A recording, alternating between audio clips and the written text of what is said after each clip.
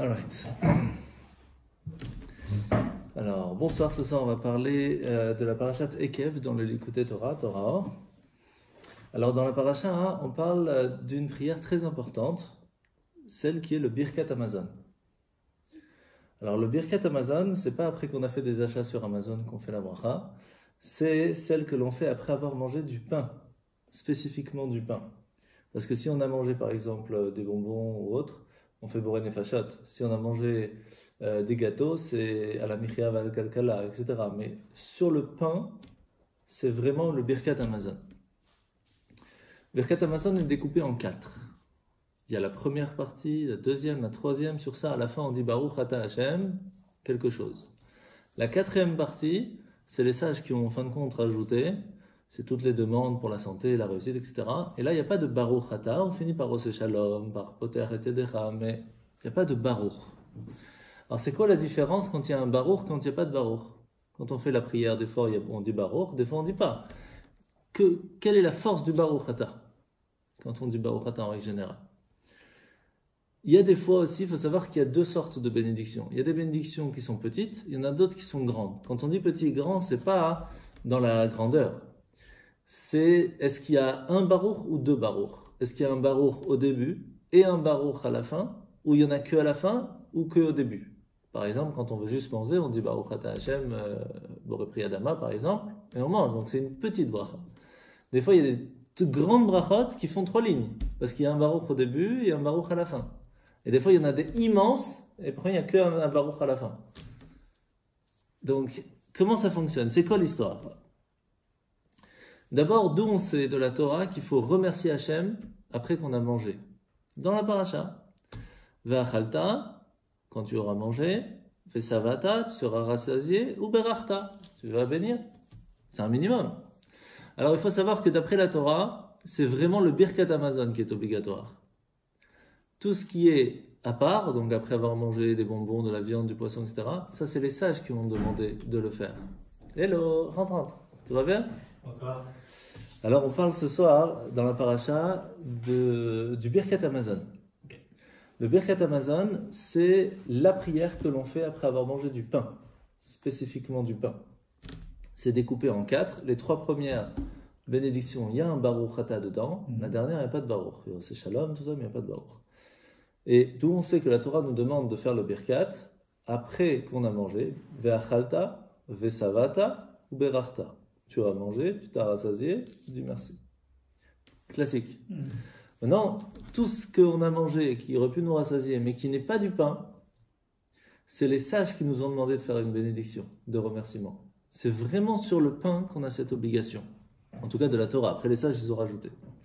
Mais qui a fixé quel texte il fallait faire pour le Birkat Hamazon? Si c'est vraiment la Torah qui nous demande, qui a pu se permettre de dire la Torah demande de faire ça, ça, ça et de telle façon avec tel mot? En plus, on sait qu'il y a des petites différences entre Séfarad et Ashkenaz, toutes petites, mais il y en a quand même.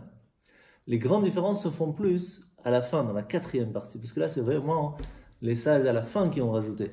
Mais les 3 premières, c'est tout fin comme différence. Alors, qui a vraiment institué cela?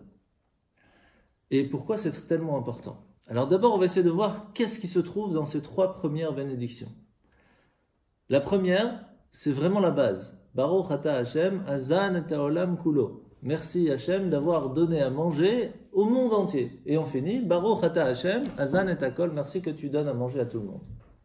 Donc là, on voit que la première bénédiction est appelée une grande bénédiction.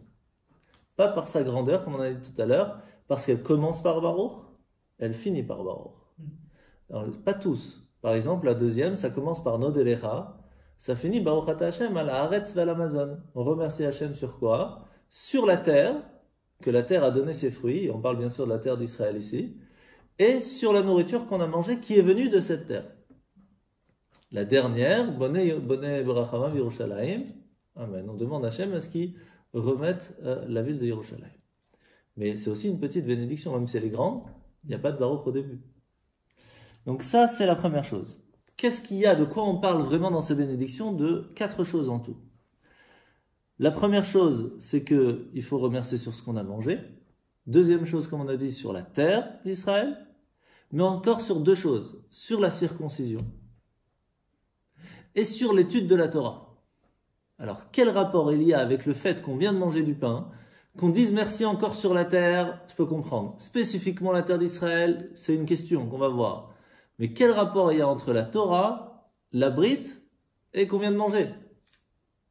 Quel rapport? Et pire que ça, les sages nous disent, si on n'a pas dit la partie de la Brit et la partie de la Torah, on n'est pas quitte du Birkat. Comme si c'était quelque chose de sine qua non. Qu'est-ce qu'il y a de spécial? Alors, la question revient tout de suite sur la terre. Tu me dis qu'il faut remercier la terre parce qu'elle nous a donné de quoi manger. C'est normal.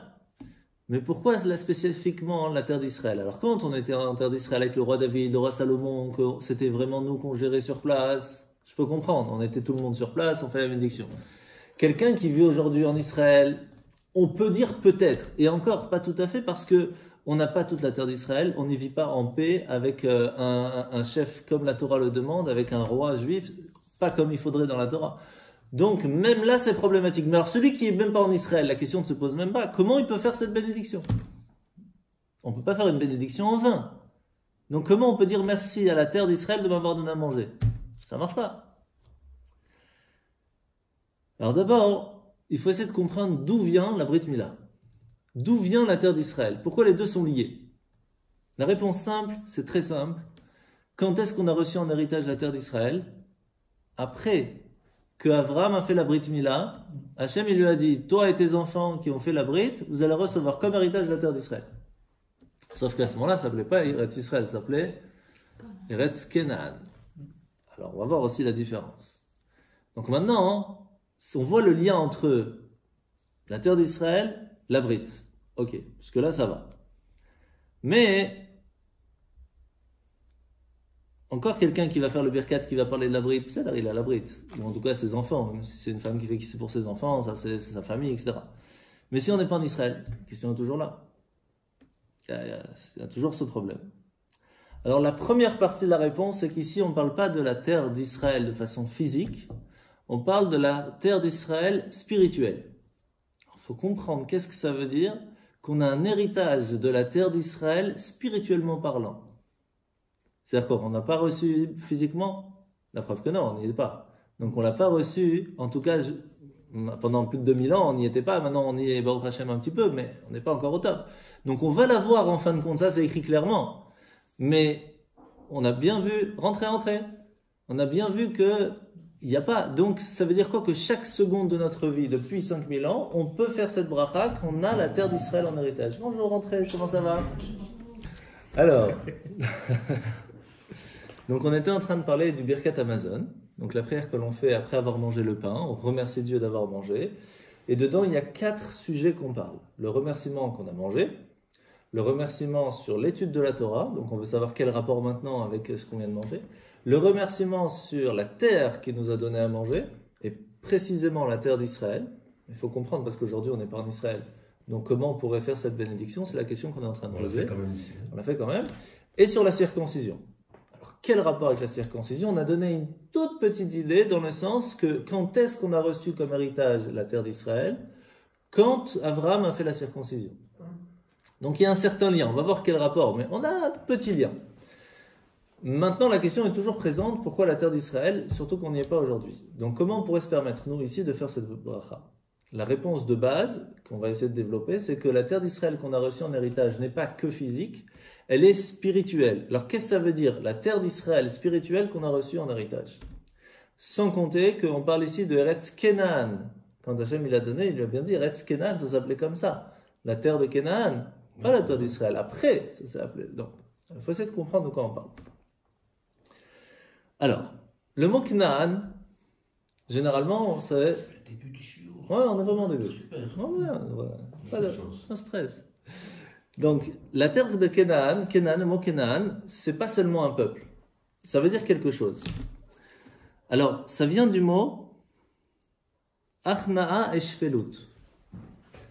Achna'a et Shfelut, ça veut dire s'annuler. Achna'a, c'est le mot Kenan, qui veut dire s'annuler. C'est pas un mot courant, me semble-t-il. C'est dans la Torah, quoi. C'est un mot qu'on utilise dans la Torah. D'accord. Alors, ça veut dire s'annuler. Lorsque quelqu'un, pas il se prosterne, mais complètement, il laisse totalement sa volonté envers l'autre. Alors bien sûr, il y a plusieurs niveaux. S'abandonne, voilà. Mais sur ça, il y a bien sûr plein de niveaux. Parce qu'il y a celui qui s'abandonne, mais quand même il a sa propre raison, cette façon de penser, mais il dit je fais ce que tu veux, mais moi je pense différemment. Il y a plein de niveaux. Mais on parle ici en tout cas d'une certaine annulation que la personne peut avoir. Mais quand on regarde dans Oshéa, donc c'est dans les prophètes, on voit que le mot Kenan est utilisé totalement différemment. Il est utilisé dans le mot Asher Soche Asarim Kenaanea Nichbedel Aretz. On parle ici d'un misrar, ça veut dire d'un business, comme si le mot Kenaan veut dire business. Donc, le mot Knaan veut dire on a reçu en héritage la terre du business, c'est pas mal, et on a reçu en héritage la terre de l'annulation. Donc, on se doit d'avoir une certaine... Ouais, on va essayer de comprendre. On doit s'annuler personnellement envers Dieu pour pouvoir avoir cet héritage du business, si vous voulez un petit résumé comme ça. Si on veut que ça fonctionne, on est annulé à Dieu. Voilà, c'est pas compliqué. Shabbat, par exemple, on est soumis, voilà. Mais ça veut dire annuler sa propre volonté. D'accord ? Ça, c'est juste la traduction. Maintenant, on va essayer de comprendre ce que ça veut dire. Comment on fait pour acquérir quelque chose ? Il y a deux bases. La première chose, c'est qu'il faut soulever, il faut faire une amshacha, c'est-à-dire il faut prendre dans les mains, le soulever, montrer qu'on l'a acquis, le tirer vers nous. Mais ça suffit pas. On va dans un magasin, on le lève, on dit c'est à nous, je peux partir. Non. Il faut aussi donner quelque chose pour pouvoir l'acquérir, ce qu'on appelle payer, tout simplement. Ça, alors avant, il se faisait pas spécialement avec un kinyan. Kinyan, c'est lever. Et après, il faut payer. Ça, il faut donner quelque chose. Alors, des fois, c'était des échanges de services, on donnait un mouton, etc. Après, c'est devenu l'argent. Et donc, le kesef. Et donc, il faut savoir que pour pouvoir acquérir quelque chose, il y a besoin de ces deux détails. Pourquoi ? On va voir tout de suite. Parce que Hachem, Dieu, c'est écrit qu'il est Koné Akol. Comme ça qu'on dit dans la prière. Ou Koné Akol. Koné Akol, c'est-à-dire que tout lui appartient. Il a réussi à tout acquérir. Donc ça veut dire que lui aussi se doit de faire ces deux étapes. De soulever, de tirer vers lui, entre guillemets, puis de payer. Puisqu'il utilise ce mot Koné. Alors si on nous dit que Hachem, de toute façon, tout lui appartient parce que c'est lui qui a tout créé, ça c'est pas compliqué, mais là, on parle qu'il a acquis quelque chose, comme s'il y avait quelque chose qui ne, entre guillemets, lui appartenait pas, en tout cas qu'il n'avait pas à ce moment-là, et qu'il va devoir acquérir et pour cela payer. Intéressant. Alors qu'est-ce que ça veut dire ? Alors, on va voir. D'abord, est-ce que tout appartient à Dieu ? Est-ce que tout vient de Dieu ? Bien sûr que oui. La preuve, on dit bien que tout Allah bemarshava. Tout est venu dans sa pensée la première fois. En une seule pensée, il y avait tout le monde entier. Comme quand quelqu'un il a un projet, dans sa pensée, il a tout son projet, tous les détails, tout est à l'intérieur. Après, il va commencer à le mettre un peu plus en détail, à le parler, puis à l'écrire, puis à le faire. Donc il y a plusieurs étapes, mais tout était dans la pensée divine.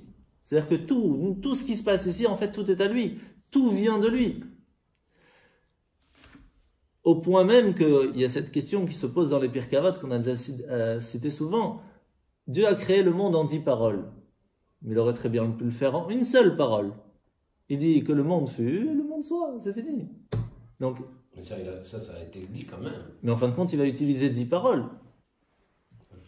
Il y a les 6 jours de la création, ça s'est fait en plusieurs parties. Alors c'est vrai que quand il a dit Bereshit bara Elokim et hashamayim va'aretz, tout était là. Il a tout créé d'un coup. Mais après, il a fallu placer, mettre en marche, mettre play, etc. Même les arbres, il avait tout créé dans le potentiel, mais ce n'était pas sorti. C'est sorti que le 6e jour de la création. Parce que là, à ce moment-là, Adam, il a dit « Oh, mais je vois beaucoup de potentiel dans cette terre, mais il faut quelque chose, il faut la pluie. Hachem donne la pluie. » C'est là que ça a poussé. Ça montre bien que c'est nous qui avons la possibilité de faire fonctionner le monde. C'est fort. Qu'est-ce qu'on voit de là ? Qu'il y a ces deux forces qu'on a expliquées assez souvent dans le Torah, c'est le Sovev et le Mémalé. Sovev, c'est la force divine qui est autour du monde, la force, on va dire, créatrice, la force forte, celle qui ne s'intègre pas à l'intérieur de chaque chose, celle qui c'est Dieu. Et puis il y a comment Dieu va s'intégrer dans chaque chose et va mettre les détails. Ça c'est plutôt Mémalé en hébreu, qui veut dire être à l'intérieur. Eh bien c'est la même chose. Il y a Dieu que dans sa pensée il a tout créé, C'est le plan architectural qu'il y avait dans sa pensée. Puis il a parlé. Ça, il s'est intégré. Il a fait sortir des lettres, des phrases, des mots qui ont permis de faire la création de chaque chose. Donc c'est deux niveaux bien distincts. Pourquoi c'est important de comprendre ça? Parce que la première fois, lorsqu'il a tout créé, la première fois, c'était la bonté suprême de Dieu. C'est-à-dire qu'il n'y avait personne qui pouvait lui donner un retour. Il a dit, je vais créer quelque chose, sans attendre aucun retour. Parce que Adam et Ève n'étaient pas encore là. Ils n'étaient pas là. Donc au tout début, pendant les 6 premiers jours... Il était tout seul. Il s'embête. Exactement. Et donc, qu'est-ce qu'il a fait? Il a créé, il a tout donné. Comme je le comprends. Ouais. Et qu'est-ce qui va se passer après? Quand Adam et Chava vont arriver, c'est là que va commencer le travail de ce qu'on appelle dans la Kabbale Itaruta dil Tata. Qu'est-ce que ça veut dire? Itaruta, ça vient du mot réveil, et Tata, c'est en bas. Il y a la même chose, le Itaruta, le réveil, mais Ilaha, d'en haut. Alors, quelle est la différence? Itaruta dil est là, le réveil d'en haut, c'est quand Hachem il vient, il nous envoie gratuitement des choses. Quand il y a un réveil d'en bas, c'est quand nous on fait un certain effort qui va monter vers lui. Et il y a ces 4 travaux qui fonctionnent tout le temps. Il y a lui qui nous donne et nous on lui rend. Et il y a nous qui lui donnons et lui nous donne. La base de comment fonctionne le monde. C'est pas plus compliqué. On comprend un petit peu déjà une idée de ce que ça veut dire que Dieu a réussi à acquérir tout ce qu'il y a dans le monde. Comment ça fonctionne? D'abord, pour véritablement arriver à se faire un vrai réveil d'en bas, c'est réussir à ce qu'on réussisse à monter au niveau presque chez Hachem, entre guillemets, pour pouvoir arriver jusqu'à lui. Tant qu'on est attaché à notre corps, on ne peut pas aller très loin. Il n'y a pas de secret. Le corps est physique, Dieu est spirituel. Donc tant qu'on est attaché au corps, on est attaché à ce monde. Même si on monte un peu, on est toujours là. Il faut réussir à mettre de côté son corps pour pouvoir monter à des niveaux bien plus grands et bien plus spirituels. Quelle est la seule chose que l'on a en nous qui nous permette de monter? Notre âme. Notre âme qui est une partie divine. Si on ne s'attache que à l'âme et on met de côté le corps, on peut réussir à monter. Est-ce que c'est bien de faire ça? On a déjà appris que non. D'une certaine façon, non. Pourquoi? Parce que le but n'est pas que l'âme. Le but, c'est que l'âme et le corps fonctionnent ensemble. Mais de l'autre côté, on voit qu'une fois par an, le jour de Kippour, qu'est-ce qu'on fait? On oublie complètement le corps. Le corps ne doit avoir aucun plaisir. Pas se doucher, même pas mettre un peu de pommade, pas de parfum, même pas des chaussures de cuir. On ne peut pas manger, on ne peut pas boire, rien. Le corps, il est complètement mis de côté pour pouvoir ne penser que à notre âme. Pour que notre âme puisse se rattacher à Hachem et charger les batteries. Ce qui veut dire que c'est très important d'avoir ce jour de Kippour. Est-ce qu'on doit l'avoir tous les jours? Bien sûr qu'il faudrait. Mais on n'est pas été créé pour ça. Donc il y a d'une certaine façon, ce réveil d'en bas est très bon, seulement si en fin de compte le retour il est pour le corps. Se déconnecter complètement du monde pour étudier la Torah, étudier, c'est très bien. Mais s'il n'y a pas un retour pour que le corps et le monde physique en profitent, on n'a rien compris. Ça, c'est la première base. Oui, parce que, pardon si je peux dire, parce qu'en fait, le corps est le support de l'âme. Tout à fait, en tout cas dans ce monde. Ouais. Et on en a besoin. Ah ouais, sinon l'âme ne peut pas. Je dirais tous les deux. Hein. L'âme aussi soutient le corps. Aussi. Ah oui, le corps sans âme, il ne fonctionne pas non plus. Les deux travaillent ensemble. Ouais. Ça, c'est sûr. La différence, c'est que le corps, il est limité, l'âme ne l'est pas. C'est ça la grande différence. Alors, maintenant, on sait que très souvent, on essaye de donner un certain machal, un petit exemple de comment ça fait l'âme. On dit souvent que c'est un peu comme une flamme. Pourquoi? Parce qu'une flamme, vous prenez comme ça l'allumette, elle va aller là-haut. Vous tournez l'allumette, elle va quand même aller là-haut. Pourquoi? Parce qu'elle veut retrouver sa source. Tout le temps monter vers sa source. L'âme, c'est la même chose. On la retourne de tous les côtés. On essaye de lui mettre toutes les bêtises, tous les plaisirs du monde. L'âme cherchera toujours à retourner vers sa source.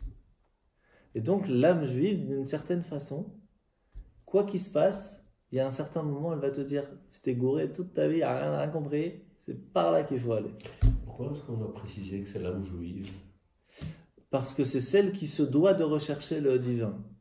De 613 façons. Toutes les âmes ne sont pas égales. Non, c'est pas qu'ils ne sont pas égales, c'est qu'ils n'ont pas le même travail à faire dans le monde.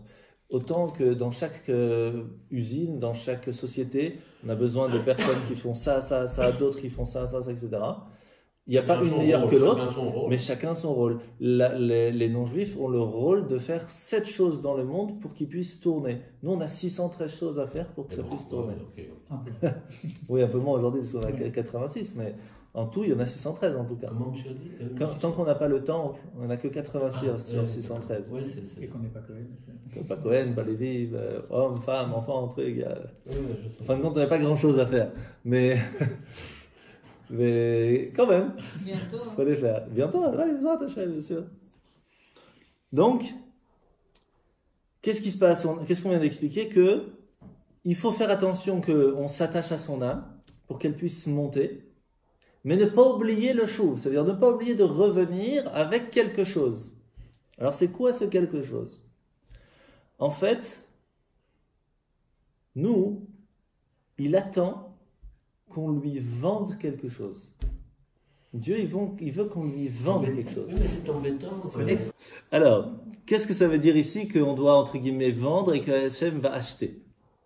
Ici, on parle que Hachem attend qu'on lui donne, qu'on lui vende, entre guillemets, l'amour qu'on va lui porter et la volonté de s'attacher à lui. Il nous a donné une âme qui se retrouve dans un corps complètement bloqué, dans un monde qui est complètement catastrophique.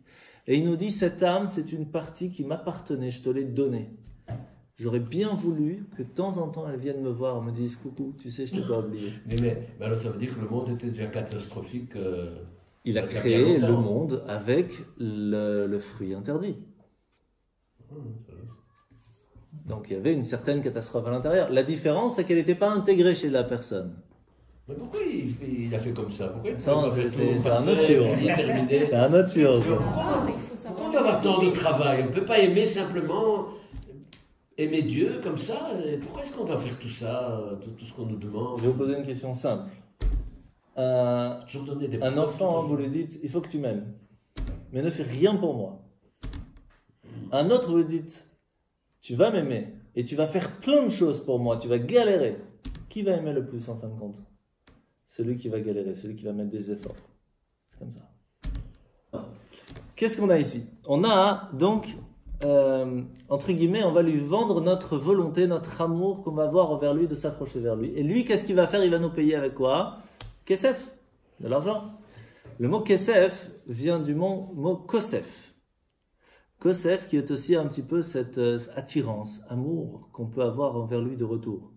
Il va nous montrer son amour, autant qu'après, grâce à cet amour qu'on a reçu, on va lui montrer de retour encore de l'amour qu'on a envers lui. Et c'est un petit peu comme ça que ça fonctionne. Mais inversement, quand on lui montre qu'on veut être loin de lui, eh bien, il nous montre aussi de la même façon. Et alors, ce cercle vicieux peut commencer aussi. Et oui, ça va des deux côtés en fait. C'est ce qu'on appelle mitzvah goreret mitzvah. Une mitzvah attire une autre mitzvah, mais une avéra attire une autre. C'est comme ça que ça fonctionne. Donc c'est pour ça qu'il y a un certain moment, il faut dire stop, maintenant je fais une bonne action, tac, c'est fini. Et on peut arrêter le cercle vicieux, c'est ça qui est extraordinaire. Mais des deux côtés, on peut l'arrêter. Donc c'est pour ça qu'il faut faire attention. Mais on peut approfondir, que mitzvah attire une autre mitzvah. Parce que du premier coup, les gens, sauf ceux qui savent, mais c'est... Eh ben ils savent pas, ils vont venir tous les jeudis de 20h à 21h. Alors, il y a 4 façons de servir Hachem. On peut avoir d'abord la crainte, puis après l'amour, ou d'abord l'amour, après la crainte. Mais on a besoin des deux en fin de compte. Et je ne sais pas si vous vous rappelez, mais avant les vacances, on avait en fin de compte appris que la crainte était vraiment le plus important. Tu vois pourquoi j'inspire la peur toujours à tout le monde? La crainte, c'est pas la peur. Hein. La peur, c'est comme si on a peur de recevoir, la peur de la punition. C'est pas la crainte de la personne. La crainte de la personne, quand quelqu'un dit, moi j'ai la crainte de mes parents, c'est que j'ai tellement la crainte de mes parents que je voudrais jamais qu'ils pleurent à cause de moi. Je vais tout faire pour qu'ils soient toujours... C'est une grande force de respect, voilà. Mais c'est encore, il y a encore des détails dedans, mais ça s'attrape plus à ça. Et ça, on ne peut l'avoir qu'après passer beaucoup d'étapes. C'est rare qu'un enfant de 10 ans, 11 ans, 15 ans même, réussit à avoir cette crainte envers ses parents. C'est très rare, parce qu'il doit apprendre, il doit mûrir, c'est comme ça. Et donc ça passe par la carotte, ça passe par les punitions, ça passe par tellement de choses, mais en fin de compte, le but n'est pas qu'il va faire pour un bonbon, n'est pas qu'il va faire pour qu'il soit content lui-même. Il y a beaucoup d'étapes pour qu'à la fin, il puisse comprendre quel est le plus important pour lui et pour le monde autour. Eh bien, le monde autour est soumis chez Hachem. Et lorsque nous, on fait ce qu'il faut pour Hachem, eh bien, il nous donne de retour aussi. Il nous donne la possibilité d'avoir cet amour et d'avoir cette crainte. Donc, les deux sont importants. Maintenant, les deux autres, c'est en fait ou l'un ou l'autre, ou l'autre ou l'un. C'est les quatre, en fait. Oui, pourquoi je dis quatre? Enfin, c'est pas moi qui dis. Hein. C'est parce que il y a la première crainte qui s'appelle la petite crainte, qui est celle un peu de punition, la peur de, etc., qui amène à l'amour de la récompense. Mais ces deux-là vont amener à l'amour de celui qui nous a donné, qui va en fin de compte amener à cette crainte qui donne le respect. Donc c'est 4 niveaux, et qui continuent de monter à chaque âge en fait. Et quand on dit l'âge, c'est pas seulement du passeport, c'est l'âge spirituel, l'âge moral, l'âge de l'étude, etc. D'accord? C'est pour ça que quand on fait le Shema Israël, on dit Ve'afta et Hashem Elokecha bechol levavecha. Il faut aimer Hashem de tout ton cœur. Quand on dit le cœur, c'est pas libcha. En hébreu, c'est plutôt libcha, c'est levavecha, parce que le Yetzer Tov et le Yetzer Hara se doivent d'aimer Dieu. Donc ça, c'est un travail déjà pas évident. Réussir à faire que notre Yetzer Hara, il a envie de faire des bonnes choses. C'est un niveau pas Comment on facile. traduira Yetzer Hara? Mauvais penchant. Quoi? Mauvais penchant. Mauvais penchant. Que lui aussi, il va faire le bien. C'est pas évident, c'est un travail à faire, c'est tout un sur comment faire. Mais après, on va plus loin que ça. Bechol nafshecha, de toute son âme. C'est-à-dire que réussir à se dire, maintenant j'utilise mon âme. C'est pas évident. De dire maintenant, je suis prêt à donner mon âme pour Dieu. Il y a plein de niveaux. Ça, c'est l'amour encore bitul beyesh, qu'on va expliquer. Ça veut dire que c'est moi qui prends la décision de faire ou de donner ma vie pour Dieu. Après, il y a plusieurs niveaux dans donner sa vie. Hein. Donner sa vie, ça peut être se lever le matin pour aller à la prière. Je donne mon temps de vie pour Dieu. Donc il y a plein de niveaux. Mais c'est moi encore. Je suis là. C'est moi qui fais. Mais au décha, de tout ton potentiel, c'est comme si moi j'existe plus. Il n'y a que Dieu dans ma vie. Il n'y a que Dieu dans ma vie. C'est un autre niveau, au point que quand on va dans le Ve'ayim Shamoa, dans la deuxième partie du schéma, on ne dit pas Be'odechem, on dit Bechol Levavechem, Bechol Nafshechem, on ne dit pas Bechol Meodechem. Ce n'est pas un niveau qui est accessible à tous. Mais il existe. Donc, encore une fois, ce sont ces deux niveaux-là. Alors maintenant, on va revenir à notre terre d'Israël. Pourquoi on a appris tout ça? Comment est appelée la terre d'Israël aussi dans la Torah, qu'on utilise très souvent? Eretz, Zavat, Chalav, Udvash. La terre où coule le lait et le miel. C'est quoi le lait? C'est quoi le miel? Le lait, c'est pas fait pour former les os, c'est fait pour faire grandir les os. Quand un enfant il a besoin de lait quand il est petit, c'est ce qui lui permet de grandir. Ça ne lui permet pas de former. C'est pas la même chose. Donc on ne parle pas ici d'une création, on parle ici de faire grandir, renforcer, de faire grandir. Donc, de la même façon, lorsque nous on va faire un travail ici-bas, on va travailler, on va faire un effort, on va faire quelque chose, on va donner quelque chose à Dieu, on va recevoir de retour ce lait, maternel ou paternel, comme vous voulez, qui va nous permettre de faire grandir en nous cet amour vers lui. C'est la première étape. Maintenant qu'on a cet amour qui est très grand vers lui, on peut arriver à un deuxième niveau, qu'on va utiliser ce qu'on a reçu pour faire bien. Là, on peut recevoir un deuxième cadeau, le miel. Ça, c'est un autre niveau. Le lait, c'est bon pour le corps, mais est-ce que c'est aussi bon que le miel? Non. Le miel, c'est quand même bon. Le goût est excellent. Et le miel, c'est très fort dans le sens que même encore aujourd'hui, il y a des hôpitaux qui utilisent le miel pour réparer des blessures ou autres. Parce que le miel, c'est extraordinaire comme force. Là, il y a la gelée royale. Alors ça, c'est pas cachère, mais c'est vrai que sérieux? Ouais, la gelée royale n'est pas cachère. Le miel est cachère, mais pas la gelée royale. Mais c'est vrai que la gelée royale a une force pourquoi parce que ça vient de la salive de l'abeille. Alors que donc il y a à l'intérieur de la salive de l'abeille la différence. Je pensais que tout ça, non, c'est pas la même chose. Enfin, Alors que, bien sûr, alors que le miel... Qui sait tout ça? C'est celui qui a étudié. Non, d'accord, mais non, je sais bien, d'accord, mais je veux dire, c'est quand même un peu surprenant, quoi. C'est pour ça qu'il faut, quand on apprend la Torah, c'est ça qui est extraordinaire, c'est que quand on va souvent avec les enfants, on visite des trucs d'abeilles, tout ça, ils posent des questions, et nous, on a appris dans la Torah la différence entre le miel et le gelée royale. Que quelqu'un qui n'a pas appris ça dans l'apiculture, il n'a jamais entendu de sa vie. Dans la Torah, on apprend la différence. Parce que mais c'est ça, c'est ça. Ah, est-ce qu'on rate quelque chose? Je vais vous dire une chose. Si Hachem nous dit que c'est pas bon pour nous, on n'a rien raté. C'est pas plus compliqué. Enfin, c'est pas rien. Donc maintenant, c'est quoi l'histoire du miel? En fin de compte, l'histoire du miel, c'est quoi? C'est que, ouais. Oui, sinon. C'est qu'après qu'on a réussi à avoir le lait, c'est-à-dire qu'on a réussi à se former, on a réussi à grandir, on a réussi à mûrir, on a réussi à avoir un amour vers Dieu pour lui faire plaisir, qui est bien grandi. La récompense, c'est le miel. Le miel, c'est que quand on va faire quelque chose pour lui, on va avoir le kiff. On va pas faire les choses parce qu'on est obligé, on va le faire avec kiff. Et ça, c'est un cadeau extraordinaire. Ça, c'est le miel. C'est aussi pas donné à tout le monde, parce que pas tout le monde n'est arrivé à avoir ce lait. Pas tout le monde a réussi à grandir. C'est pour ça que très souvent, il y a des gens qui viennent, ouais, mais c'est galère, on arrive et c'est saoulant, on arrive à la Sina et on n'arrête pas de parler en hébreu, on comprend rien. Et... c'est normal, tu n'as pas eu le lait encore, tu n'as pas grandi, tu n'as pas étudié, tu n'as pas appris, tu n'as pas grandi, tu ne t'es pas formé. Regarde, apprends, vis, et tu vas voir ce que c'est le miel. La même chose pour Shabbat. Shabbat, non, on doit sortir, on doit amener tout le monde aux anniversaires, et puis en fin de compte, on n'a jamais fait Shabbat. Fais une fois Shabbat. Kiffe le miel, tu vas voir ce que c'est.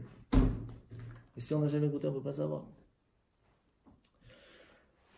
Et pourquoi spécialement c'est écrit alors Eretz Tova ou Chava? C'est une terre, la terre d'Israël qui est bonne, et pas seulement bonne, mais qui est large, ou Chava qui est large, parce qu'elle permet de faire amener dans son sein le niveau d'Hachem qui se trouve tout là-haut. Le plus haut niveau qu'il peut avoir, spécifiquement en terre d'Israël. Il faut savoir que sur la terre d'Israël, c'est marqué là où les yeux de Dieu sont toujours présents. Une fois, on avait demandé au rabbi, quand il y avait la guerre en Israël, la guerre de Giout, on a demandé au rabbi, c'est où l'endroit le plus sûr? On veut partir d'Israël, c'est dangereux. Il dit, mais vous avez rien compris. L'endroit le plus sûr au monde, c'est Israël. C'est l'endroit le plus sûr au monde. C'est ce comme que ça. Regardez aujourd'hui, c'est pas compliqué. Alors, ok, on a compris. On a compris c'est quoi la terre d'Israël, c'est quoi Eretz Kenan. Ici, on ne parle pas de business, on parle de réussir à amener une lumière divine qui se trouve en haut grâce à nos efforts. C'est ça qui, quand on dit c'est la terre du business, c'est la terre du business qu'on réussit à faire avec Dieu, de réussir à tirer cette lumière si spécifique d'en haut. On a compris. Quel rapport avec la Brit Mila? Pourquoi est-ce que lorsque Abraham a fait la circoncision, c'est là qu'on a reçu cet héritage de pouvoir amener dans ce monde la lumière divine d'Hachem grâce à nos efforts? C'est ça en fin de compte ce qu'on a compris de ce business. Grâce à nos efforts, on réussit à tirer. Pourquoi c'est que quand Abraham il a fait la circoncision? Alors, parce qu'avant, tant qu'il n'a pas fait la circoncision, il n'y avait pas l'alliance. Ah oui, mais pourquoi? Qu'est-ce que ça veut dire? Qu'est-ce qui s'est passé lorsqu'on a coupé un morceau? Oui, mais et alors? Qu'est-ce qui a fait que grâce à la circoncision, on réussit à amener cette lumière? Sans circoncision, on ne peut pas amener cette lumière? Parce qu'on devait... Un enfant qui n'a pas fait de faire un circoncision. acte... Alors, c'est quoi comme acte? C'est d'enlever une partie. La partie qui bloque la possibilité de recevoir ces lumières. Tout simplement. Oui, mais bon. Les enfants en Israël qui ne sont pas circoncis ne peuvent pas recevoir cette lumière? Il y a la lumière classique qui permet de faire créer, de survivre dans ce monde, oui. Mais la partie qui lui permet à la personne spirituelle d'aimer Dieu, d'aimer faire la mitzvot, d'avoir cette volonté, c'est bloqué. Et vous verrez, quand il y a une association qui s'occupe d'aller faire les circoncisions à ceux qui n'ont pas pu le faire quand ils étaient petits. Donc il y a 40, 60, 70 ans, c'est extraordinaire. Ils racontent comment est-ce que la personne change du jour au lendemain, la façon d'agir, la façon d'aller à la Sina, la façon de vouloir mettre cette filine. C'est un autre monde. Comment c'est possible? Mais parce que ce blocage est parti, mais tout vient. Je suis désolé quand même, je sais que je suis un embêtant pour tout. Hein, il faut, c'est comme ça qu'on toujours apprend. Discuter, mais non. Dites-moi. Non, mais c'est parce que C'est parce que bon, quand un enfant, il n'a pas décidé, on a décidé pour lui, il a eu quelques jours, il a 8 jours. Bon. Tout à fait. Et ok, on lui fait la Brit Mila et tout. Alors, évidemment, c'est tout à fait autre chose quand on le fait consciemment. On va en parler. Hein, on va en parler. Donc c'est ça que. Ouais. C'est une question. Alors, maintenant qu'on a compris ça, c'est une très bonne question. Encore autre chose. Ouais. Et pour les dames. Les dames, c'est le 2.0. Et Madame puis Chava, 2.0, ils n'ont pas besoin. C'est 2.0, ça veut dire c'est l'update, c'est la mise à jour, elle est beaucoup mieux. La femme est attachée à Dieu d'une façon totalement. Ben oui, c'est comme ça. Mais là, regardez la preuve. Ils n'ont pas l'obligation de venir à la synagogue, ils n'ont pas l'obligation de mettre. Mais ça peut être interprété autrement aussi. Hein. Mais chacun peut faire ce qu'il veut. Hein. C'est pour ça qu'il faut étudier la Torah. Là-dedans, tout est marqué. Comment on doit interpréter les choses. Tout le monde. On peut dire ce qu'on veut. Les femmes qui. Les femmes rabbins, les femmes qui mettent la kippa, tout ça, comment il faut les voir alors? Avec vos yeux, ça va, comment vous regardez pas. Non, écoutez, je vais vous dire une chose. Vous avez un ordinateur qui a une carte mère et une carte vidéo. D'accord? La carte mère, elle dit, je ne veux pas faire mon travail, je veux faire le travail de la carte vidéo. Et la carte vidéo, elle dit, non, je vais faire le travail de la carte mère. Ça va fonctionner ou pas? Non, c'est pas le même travail. Alors, on va mélanger, c'est tout. La carte mère, elle a la chance de pouvoir faire à l'intérieur partie un peu de la carte vidéo. Quand elle plante la carte vidéo, elle peut faire fonctionner. Carte vidéo sans carte mère, ça ne fonctionne pas. C'est pour cela qu'une femme, elle réussit à se débrouiller seule. Un homme sans femme, c'est pas bon pour elle. Comme ça, c'est marqué dans la Torah. Donc, qu'est-ce qu'on apprend? La Brit Mila, c'est quoi? La circoncision, elle est tellement importante parce que sinon, on ne peut pas recevoir ces lumières. À quel moment on le voit de façon claire et précise? À Pessah. À Pessah, quelqu'un qui est rabbin, grand rabbin, qui connaît toute la Torah, qui fait toutes les mitzvot, mais il n'a pas la circoncision, il arrive au temple, on lui dit tu ne peux pas manger du sacrifice pascal. Il arrive au Seder de Pessah, tu ne peux pas manger la ficomane, mon grand. Le grand rabbin du monde entier. Tu n'as pas fait la Brit Mila, tu ne peux pas manger de la ficomane. Enfin, on ne peut pas. Qui va être rabbin alors qu'il n'a pas fait la Brit Mila? Ça peut arriver, malheureusement. C'est déjà arrivé? Ça peut, je dis, ça peut arriver. Pourquoi ça peut arriver? C'est quand même rare. Enfin... C'est rare, mais ça peut arriver. Pourquoi? Dans quel cas ça peut arriver? Alors, ça aurait pu arriver dans les cas où en Russie, par exemple, c'était dangereux, celui qui se faisait jouer, mais ça peut arriver aussi dans le cas où une famille, quand l'enfant fait la circoncision, il meurt. Il y a des problèmes de sang, des trucs comme ça. Vrai, ça existe. Eh ben, on ne fait pas la circoncision à ses enfants, sinon ils meurent. La vie passe avant. On le sait d'office. Ah oui, après 2 fois, tous ceux qui viennent après, on ne le fait pas. Et ça peut arriver. C'est arrivé déjà. En tout cas, on en parle dans la Torah, il y a toutes les lois de qu'est-ce qu'on fait, comment on fait pas, etc. Donc ça peut arriver. Eh bien, quelqu'un qui n'a pas la circoncision ne peut pas manger de ça. Mais il est considéré comme... Juif sans aucun problème. Mais ça, il peut pas. Quand même. Il monte à la Torah, quelqu'un... pas de différence. Moi, je croyais que quelqu'un qui n'est pas circoncis, c'est un juif, c'est un juif. Il n'y a pas de différence. Mais... quand on n'a pas circoncision, il y a un bug quelque part. Ouais, okay. Il y a un bug quelque part. Je trouve ça bien quand même, parce que je croyais que vraiment que c'était très, très sévère. Ah, c'est très sévère, oui, bien sûr. Enfin, la preuve, c'est ce qu'on a expliqué, c'est que la personne n'a pas cette volonté d'aller faire les mitzvot. Il lui manque cette spiritualité qui n'arrive pas à arriver jusqu'à chez lui. Et c'est très embêtant. Alors, à partir de là, on comprend maintenant pourquoi il y a un lien fort entre la terre d'Israël, terre de Canaan, et la Brit. La Brit permet de faire recevoir cette lumière qui est venue grâce à l'héritage de Eretz Canaan, cette terre qui nous permet d'aller vers Dieu et de la ramener ici-bas, qui ne peut venir en fin de compte que s'il y a la circoncision. Donc la Brit et la terre d'Israël, c'est un lien, on ne peut pas l'enlever, c'est indissociable. Maintenant, quel rapport avec le Birkat et quel rapport avec l'étude de la Torah? C'est les 2 autres qui nous restaient. Alors, on va sauter une partie parce qu'il est tard. Très rapidement, pour comprendre un peu le sens, il y a ce qu'on appelle le bitul beyesh, bitul be'etzem. Ça veut dire qu'on peut être annulé à Dieu juste un petit peu. C'est-à-dire qu'on a notre propre pensée et quand même on fait ce qu'il veut.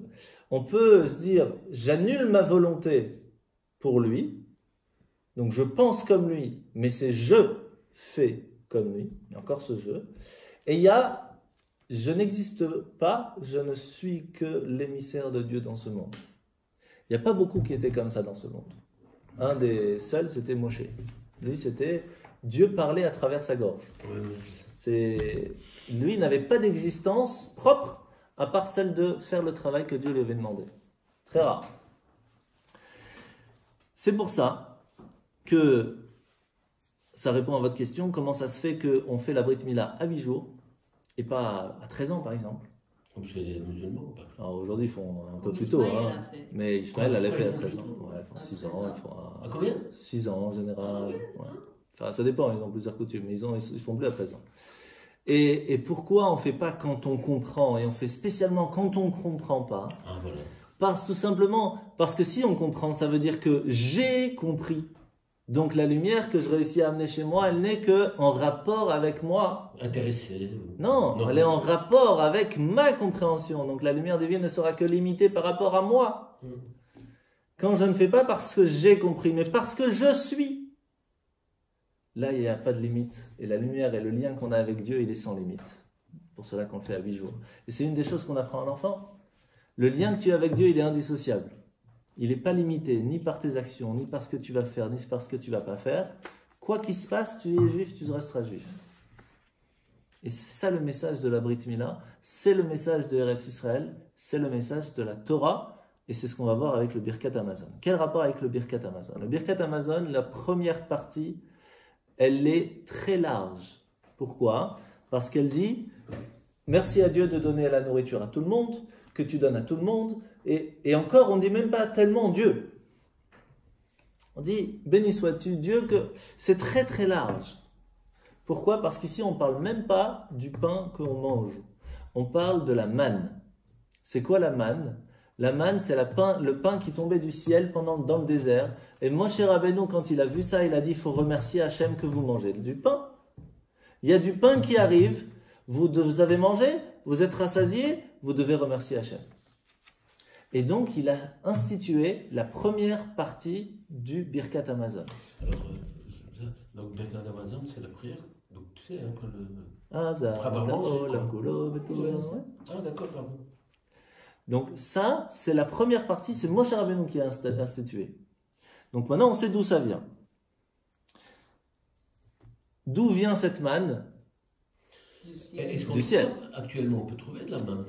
Il n'y en a qu'un petit peu qui a été gardé, mais elle est cachée dans le labyrinthe du roi Salomon. Dans l'arche, il y avait Dans une l'arche manne sainte, aussi. exactement, qui est cachée qui est- dans le labyrinthe du roi Salomon, en dessous du... Et cette manne était côté. de couleur noire comme smola. Blanc, blanc. Comment dire? Comme du goudron, il a dit. Goudron, comme goudron. Moi, j'ai appris blanc. On a appris comme goudron et ça tombait pas devant. Ça dépend. Ça dépend Ça qui dépend. était comment. Exactement. Voilà. Si Si on était quelqu'un de bien, ça tombait devant la porte. Si on n'était pas très bien, hein, c'est pour ça qu'ils n'ont pas aimé la manne, parce que imaginez, le lendemain vous réveillez, elle est à 100 mètres, ça veut dire que la veille c'était pas top. Donc imaginez tout le monde qui vous voit. Et le pire, c'est quand vous deviez la chauffer. C'est-à-dire qu'il y avait la fumée, donc tout le monde savait que c'était foutu, quoi. Mais C'était où c'est après? Toujours dans la Kabbalah ou... Ça, c'est même pas ça, c'est Midrash, ça. C'est premier niveau après la Baracha. Alors, la manne est venue du ciel, donc d'un niveau extrêmement haut. Pourquoi? Parce qu'elle était totalement intégrée chez la personne, ne devait pas aller aux toilettes. Tout était intégré. Comment ça se fait?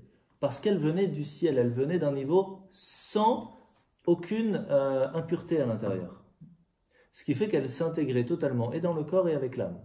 On dit que la manne, c'est un peu la nourriture des anges, pour vous donner une idée. Donc c'est quelque chose de très spirituel. Qui a pu l'amener? Que Moshe. Par exemple, Aaron, grâce à lui, il y avait de l'eau, il y avait les nuages qui les protégeaient. Aaron est parti, grâce à Moshe, c'est revenu. Myriam, elle a amené de l'eau. Quand Myriam est partie, grâce à Moshe, l'eau est revenue. Et quand Moshe est parti, la manne n'est pas revenue. Les trois, tout est parti. Pourquoi spécialement Moshe, que lui, pouvait amener la manne? Tout simplement parce que Moshe était totalement annulé à Dieu. Et donc il réussissait à amener d'en haut cette lumière sans limite. Celle qu'on appelle le 4e niveau, celle de la crainte divine totale. Celle qu'on peut amener si on fait Eretz Kenan, si on fait cette terre et qu'on réussit à aller vers lui, qu'on revient, hop, et qu'on monte et qu'on arrive. Est-ce que ce niveau de Moshe était plus fort que celui d'Abraham? Je ne sais pas si vous vous rappelez, mais Abraham aussi, il faisait que monter. Il est arrivé à un niveau extrêmement haut. On avait même dit qu'à certains moments, il est arrivé même au-delà des mondes supérieurs. En tout cas, il s'y était attaché. Mais Abraham, on dit qu'il était d'une perfection de la bonté. C'est-à-dire qu'il était encore dans le monde, dans le monde spirituel le plus haut possible, mais attaché à la partie bonté. Alors que Moshe, il était attaché à Dieu. Etzem. Un autre monde, autre chose, extraordinaire. Ça, c'est la manne. Par contre, quand ils sont rentrés en Israël, il n'y a plus de manne. Qui c'est qui gérait? Yoshua, Josué. Josué. À ce moment-là, il a dû instituer la deuxième partie du Birkat Hamazon. Celle où on parle de la terre d'Israël, où on remercie Hachem que la terre nous a donné de quoi manger. C'est pas quel verset? Nodelecha Hachem. Nodelecha, c'est... Ah oui, Nodé. Alors, malheureusement, on n'a pas eu le temps d'expliquer pourquoi spécialement Nodé, mais en deux mots, le Emet, la vérité, c'est vraiment Moshe. Emouna, la foi, c'est que on sait qu'il y a quelque chose, j'arrive pas à comprendre, mais je crois. C'est-à-dire que c'est pas la vérité où j'ai aucune... C'est pas comme Moshe, c'est Yoshua. C'est-à-dire qu'il y a la terre et on fait sortir du pain de la terre. Il y a Hachem qui vient donner cette parnassa, cette possibilité que le pain sorte, que le blé sorte. Mais c'est moi qui ai planté. De là, on doit faire une bénédiction. Sauf que là, il n'y a pas deux baruch. Dans la première bénédiction, il y a deux baruch. La première, Baruch ata Hashem azan et haolam. À la fin, Baruch ata Hashem azan et hakol. Pourquoi? Parce que la bénédiction est très forte, celle de Moshe. Elle vient, elle prend, elle revient, c'est extraordinaire. La deuxième, ça commence par Nodelecha. Ça veut dire, je reconnais en toi, mais je reconnais en toi. C'est Yoshua, c'est le travail de l'humain. Et là, on finit par Baruch ata Hashem à la Haaretz vers l'Amazon. Merci Hashem qui nous a donné cette terre et qui nous a donné que cette terre nous a donné de quoi manger. Donc ça, c'est les deux premières parties. Et c'est une des raisons pourquoi est-ce que Moshe Rabbeinu, par exemple, il bégayait, il n'arrivait pas bien à parler. Parce qu'il était totalement séparé du monde. Est-ce que vous pensez vraiment que Hachem, il dit à Moshe, tu vas faire sortir le peuple juif d'Égypte? Il dit, mais j'arrive pas à parler, comment je vais y aller? Vous pensez vraiment que Moshe, il voulait pas aller sauver le peuple? Dieu lui-même, il vient et lui dit, va sortir. Il lui dit, non. C'est pensable, quelque chose comme ça. Qu'est-ce que ça veut dire, je n'arrive pas à parler? Ça veut dire que ma façon de vivre est tellement annulée à toi, ils vont pas me comprendre. C'est comme si quelqu'un, il vient, un grand rabbin, il vient voir quelqu'un qui connaît rien, il dit, allez hop, c'est parti, Kippour, on commence Kol Nidre, c'est parti. Je comprends, on n'a pas le même langage. Moshe, il dit à Hachem, je n'arrive pas à parler, je ne parle pas avec ces gens-là, et encore moins avec Pharaon. Pharaon, avec toutes ses idolâtries, moi je vais parler d'Hachem. On n'est pas dans la même cour. Et c'est pour ça que c'est Aaron qui va venir et qui lui avait cette facilité de pouvoir parler avec le peuple. Il était autant attaché à Hachem, mais il était un peu comme Yoshua, un peu cette partie-là, où il a réussi à mettre cette paix entre les deux, qui n'est pas évidente. Mais Moïse, il avait un problème de parler. Oui, mais là on parle de qu'est-ce que ça n'a rien à voir. Ça a ça à voir. C'est bon, ça. Il faut comprendre physiquement comment ça s'est passé. Il y a une histoire, qu'il a pris le charbon, qu'il a mis dans sa bouche, tout ça. Mais spirituellement parlant, pourquoi c'était comme ça? Et c'est pour ça qu'Hachem lui dit Ani hiye impicha. C'est moi qui est dans ta bouche. Et il y a quelque chose, je ne sais pas si j'ai bien retenu quand j'ai appris, ils disent que ce bégaiement était provoqué par la peur, si on peut appeler comme ça, quand il parlait avec le Dieu. Oui. C'était bien avant déjà. C'était quand il était tout petit. Il était sur les genoux de Pharaon. Il était le fils adoptif à ce moment-là. Et il a pris la couronne de Pharaon et l'a mis sur sa tête. Tu connais l'histoire? Non? Oui, je connais ça, mais la suite. Et alors, Pharaon, il avait on l'a présenté. Pharaon, il avait trois conseillers.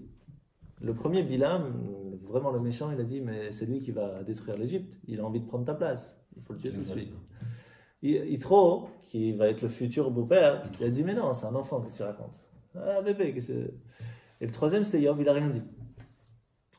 Et chacun va recevoir sa punition et sa récompense. Yitro, en fin de compte, il va dire, écoute, j'ai une idée. Si vraiment c'est un enfant, on va lui mettre devant lui des dates et du charbon. S'il est intelligent, il prend les dattes. S'il prend le charbon, c'est juste parce qu'il aime les choses qui brillent. Et c'est pour ça qu'il a pris ta couronne. Et c'est un enfant, il a vu un truc qui brille, il a pris. Lui, il était intelligent, Moshe, donc il veut prendre la date. Et il y a un ange qui va lui pousser la main, il va prendre le charbon, le remettre dans la bouche. C'est comme ça que ça va lui brûler la langue et qu'il va commencer à bégayer. Et en même temps, il sauvait peut-être sa vie, non? Ah bah oui, plus que sa vie, oui. Tout le peuple. Tout le peuple, en fin de compte. Bilam était quand même très clairvoyant. Ah oui, mais même plus tard, dans l'histoire, après avec Moshe, avec truc, bien sûr. Bah, Bilam, c'était un grand dans son genre. À ce moment-là, le Paro, enfin, donc il savait qu'il était juif, ou pas encore? C'est une bonne question. Il y a plusieurs avis. Bon. Alors je suis à quel niveau maintenant? Comme vous voulez. Choisissez. Alors, en fait, la réponse d'Hachem c'était ok, maintenant tu peux peut-être pas leur parler, mais tu verras que c'est moi qui sera dans ta bouche. Je parlerai à travers toi, au point que mon niveau, à moi, Dieu, comme ça lui dit, à un certain moment, je vais faire le lien entre le monde d'en haut et le monde d'en bas, qui normalement ne sont pas compatibles. Ton monde à toi, Moshe, que tu n'arrives pas à parler avec les gens du peuple parce que tu es trop grand, et à un certain moment, on va faire ce lien. Quel moment? Au don de la Torah. Au don de la Torah, s'est passé quelque chose de tout à fait nouveau qui ne s'était pas fait en 2448 ans. Quand Yaakov mettait les téphilines, il pouvait les jeter à la poubelle, il n'y avait aucun souci. À la seconde où il faisait les téphilines, il y avait une certaine sainteté. Quand il avait parti, la sainteté repartait au ciel. Il n'y avait pas de lien entre le haut et le bas. Au moment du don de la Torah, Moshe a réussi à faire avec Hachem une chose extraordinaire. Grâce au don de la Torah, nous avons réussi à avoir la possibilité de faire le lien entre le bas et le haut. Quand on fait une mitzvah, quand on prend quelque chose de physique et on fait une bénédiction dessus, elle devient sainte et ça devient une partie divine. Et on peut l'élever à un niveau divin. Quelque chose d'extraordinaire qui ne s'était passé pas pendant 2448 ans. C'est énorme. 2448 et l'année prochaine, ce sera 2449? Non, c'est depuis l'an 0 jusqu'à 2448, on a reçu la Torah. 5770. Ok. Donc c'est pour cela que qu'est-ce qu'on dit dans le schéma Israël par exemple? Ve'ayu adevarim ba'ele asher anochim etzavecha. Voici les paroles, et de quelles paroles on parle? De la Torah, qui grâce à la Torah qu'on a reçue au mont Sinaï, nous a donné la possibilité de faire ce lien et d'amener ces lumières spirituelles du haut vers le bas, et inversement du bas vers le haut. Grâce à quoi? Grâce à ces paroles de la Torah. Pourquoi on appelle ça des paroles? On ne dit pas Ve'ayu à Torah shenatati lecha. On dit Ve'ayu à Devarim. Parce que c'est passé par la parole qu'Hachem a utilisée par Moshe, qui lui était totalement annulé vers Dieu, qui lui nous a demandé d'instituer la première partie du Birkat Hamazon, qui a continué grâce à Yeshua, grâce au pain, qui lui est attaché à la terre d'Israël, que la terre d'Israël sait réussir à faire le lien entre le haut et le bas, qui ne peut venir que quand on a la Brit Mila, qui est en fin de compte enlever ce blocage pour faire le lien entre le haut et le bas. On comprend pourquoi le Birkat se doit d'avoir ces 4 parties. Le Birkat Hamazon, on remercie Hachem en fin de compte de nous avoir donné la possibilité d'avoir la Parnassa, d'avoir de quoi manger, et on ne peut tirer cette bénédiction de Parnassa que grâce au Birkat Hamazon. Quand on fait le Birkat Hamazon, on rappelle ces 4 niveaux. Le niveau de la Torah qui nous a permis de s'attacher à Dieu, le niveau de la circoncision qui nous permet d'avoir la possibilité même de s'attacher à lui, le niveau de la terre d'Israël qui nous permet ce business entre lui et nous, et le pain qu'on mange, c'est les mitzvot qu'on utilise. Quand on a les 3, on a tout. On a le Birkat Hamazon. Maintenant qu'on a compris. On a compris? Pas totalement, d'accord.